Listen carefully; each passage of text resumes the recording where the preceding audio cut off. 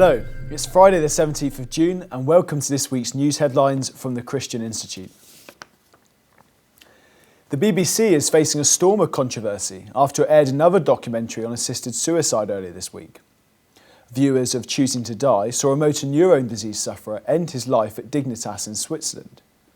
The programme was fronted by Sir Terry Pratchett, a well-known campaigner for assisted suicide. The corporation has received hundreds of complaints, including a strongly worded letter from a group of peers, which accuses the BBC of running an orchestrated campaign to change the law. Dr. Peter Saunders from the Care Not Killing Alliance warned, "We felt the programme was very unbalanced and one-sided and did not put forward the counter-arguments."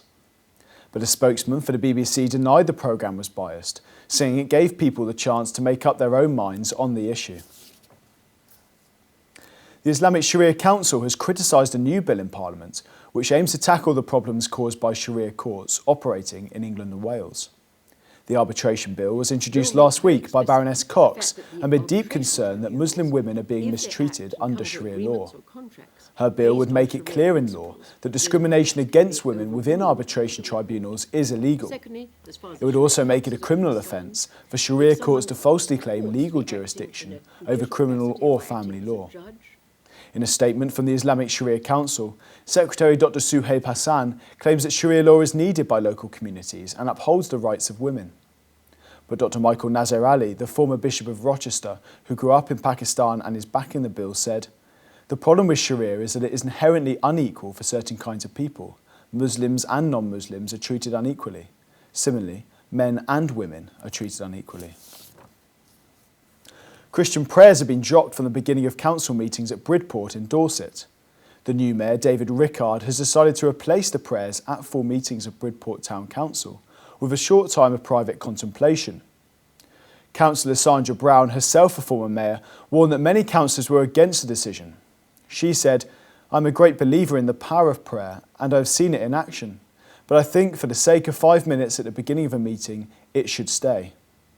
In a separate case, Bideford Town Council is currently being sued by the National Secular Society for saying prayers at the start of its council meetings. The council is said to have had prayers at its meetings since the reign of Queen Elizabeth I. Newspaper commentator Peter Hitchens was jeered by a BBC Question Time audience last week when he warned that more sex education caused more sexually transmitted infections and underage pregnancies. He said the problem of sexualisation arose when Britain ditched its Christian heritage, and he also blamed the increase in sexually explicit material available on the radio, TV and the internet. Mr. Hitchens was responding to a question about a report, Letting Children Be Children, which raises concerns about the sexualisation of children. What else is the purpose of sex education? We're told again and again that it's supposed to stop underage pregnancy, it's supposed to stop sexually transmitted diseases. And what happens? The more sex education we have, the more sexually transmitted diseases. The more abortion, the more underage pregnancy we have.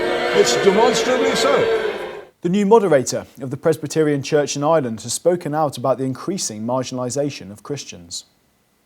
Dr. Ivan Patterson warned that Christians are having their wings clipped in a politically correct world, and he highlighted the recent case of a Christian GP in England who discussed his faith with a patient and is facing disciplinary action. He said, "We've seen how a Margate doctor, Richard Scott, is before the medical council because he spoke to a patient of his faith. Now he may have to pay the consequences, which he says he is willing to do, and so may we, if we are to be faithful to the Lord's commission." Dr. Scott's case has been backed by the Christian Legal Centre. Lambeth Council in London has put out an appeal to same-sex couples to help make up the shortage in foster carers in the capital.